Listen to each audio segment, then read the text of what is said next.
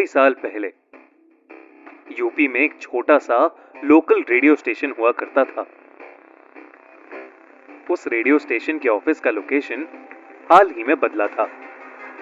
23 साल का ऋषभ वहां एक आरजे यानी रेडियो जॉकी था जो नाइट शो किया करता था।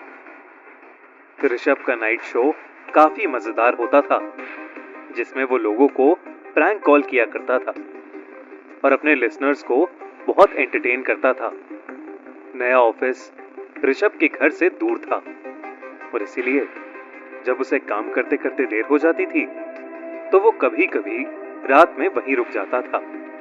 एक रात ऋषभ अपना शो स्टार्ट करने के लिए जब सब सेटअप कर रहा था तब उसने अपने ऑफिस के आखिरी कलीग को ऑफिस से जाते हुए देखा।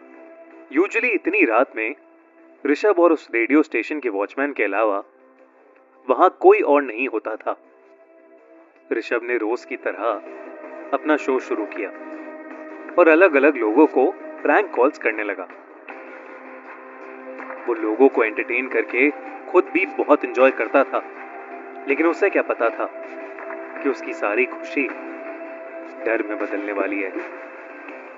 जब उसने अपनी आखिरी प्रैंक कॉल की तो कॉल काफी देर तक रिंग हुई, घंटी बजती रही और ऋषभ कॉल को कट करने ही वाला था, लेकिन तभी किसी ने उसका कॉल उठा लिया।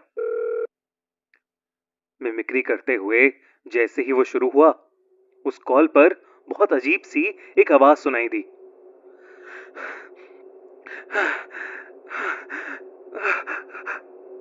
उसे ऐसा लग रहा था कि जैसे कोई बहुत जोर से हाफ रहा हो। ऋषभ डर गया और उसने अपनी मिमिक्री छोड़ उस प्रैंक को बीच में ही बंद कर दिया। ऋषभ ने घबराते हुए पूछा, हेलो, कौन बोल रहा है? सब ठीक तो है ना? आप कहीं किसी मुसीबत में तो नहीं? उसके सवाल पूछते ही अचानक से वो हाफने की आवाज बंद हो गई और 2 पल की खामोशी के बाद कॉल की दूसरी तरफ से उसे एक भयानक सी आवाज में बस एक नाम सुनाई दिया, ऋषभ।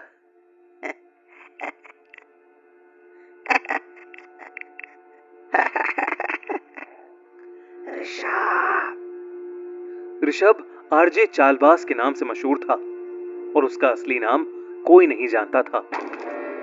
कॉल पर अपना असली नाम सुनकर ऋषभ घबरा उठा। इससे पहले कि वो कुछ बोल पाता, उसे एक औरत की चीख सुनाई दी और कॉल अपने आप कट गई। उसे समझ ही नहीं आया कि अभी उसके साथ ये क्या हो गया था। ऊपर से और अजीब बात तो ये थी कि उसकी कॉल कटते ही रेडियो स्टेशन के सभी सिग्नल भी जा चुके थे। यहां तक कि उसके फोन का सिग्नल भी नहीं आ रहा था। धीरे धीरे उस रिकॉर्डिंग रूम की लाइट्स फ्लिकर करने लगी। ऋषभ को अब थोड़ा डर लगने लगा था। वो रूम से निकलकर लॉबी में आया। उसने देखा कि लॉबी की लाइट्स भी वैसे ही फ्लिकर कर रही हैं। उसने वॉचमैन को आवाज लगाई, लेकिन वहां कोई भी नहीं था।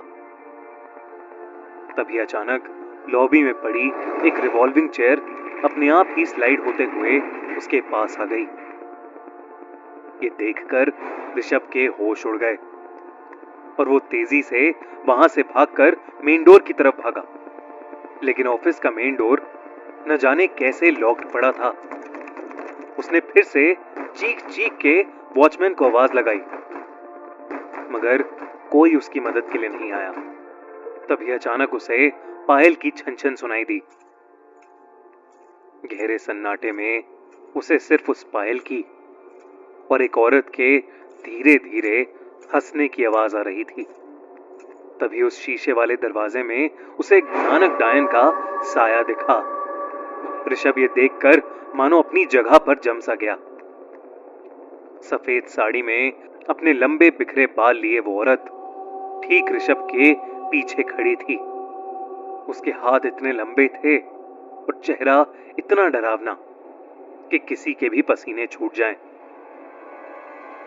ऋषभ ने जैसे ही पीछे मुड़कर देखा वो डायन जोर से चिल्लाई और दरवाजे पर लगा शीशा टूट गया और ऑफिस की सारी लाइट्स ऑफ हो गईं। ऑफिस के अंधेरे में कांच की खिड़की से आती हुई चांद की उस रोशनी में ऋषभ को बस वो सफेद साड़ी वाली औरत अपने ठीक सामने खड़ी दिख रही थी। ऋषभ ने डर के मारे अपनी आंखें बंद कर लीं और वहीं बैठ गया और भगवान का नाम जपने लगा।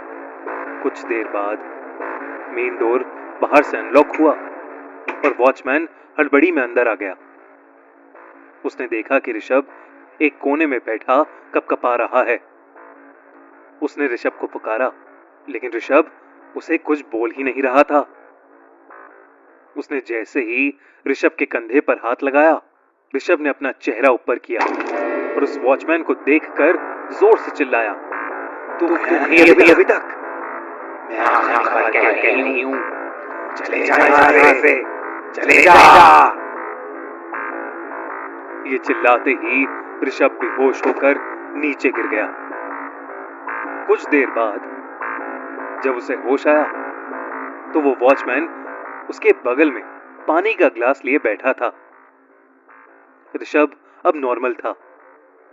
ऑफिस की लाइट भी वापस आ चुकी थी और ऋषभ के फोन का नेटवर्क भी। उसने ऋषभ को पानी पिलाया और उससे कहा, ऋषभ सर, मैं आपकी हालत देखकर हैरान नहीं हुआ।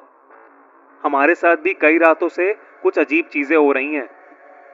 कभी हमारी चीजें इधर से उधर हो जाती, तो कभी हमें किसी औरत की अजीब सी आवाज आती थी। कभी कभी तो ऐसा भी लगता था कि किसी अदृश्य शक्ति ने हमको धक्का दिया हो। लेकिन कुछ रात पहले हमको एक सफेद साड़ी वाली औरत दिखाई दी। उस औरत ने हमसे कहा कि ये बिल्डिंग उसका घर तोड़ के बनाई गई है और अब वो बिल्डिंग ही उसका घर है।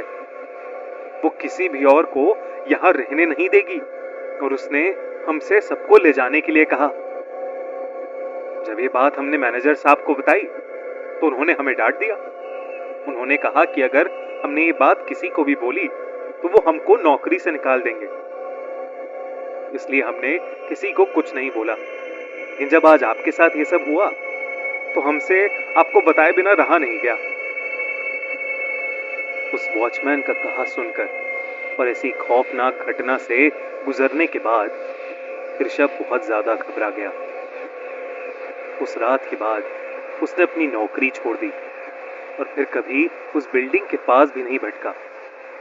कुछ समय बाद ऋषभ के एक कलीग ने उसे बताया कि वो नई जगह शापित थी और सिर्फ ऋषभ ने ही नहीं, कई सारे लोगों ने उस औरत को वहां देखा था। मगर ऑफिस फिर से तब तक चेंज नहीं किया गया जब तक खुद मैनेजर को वो औरत नहीं दिखी। ऋषभ आरजे की नौकरी तो अभी भी कर रहा है, लेकिन वो कभी भी रात को ड्यूटी करने के लिए राजी नहीं होता। उस रात के बाद ऋषभ के मन में हमेशा हमेशा के लिए उस सफेद साड़ी वाली औरत का खौफ बैठ गया है।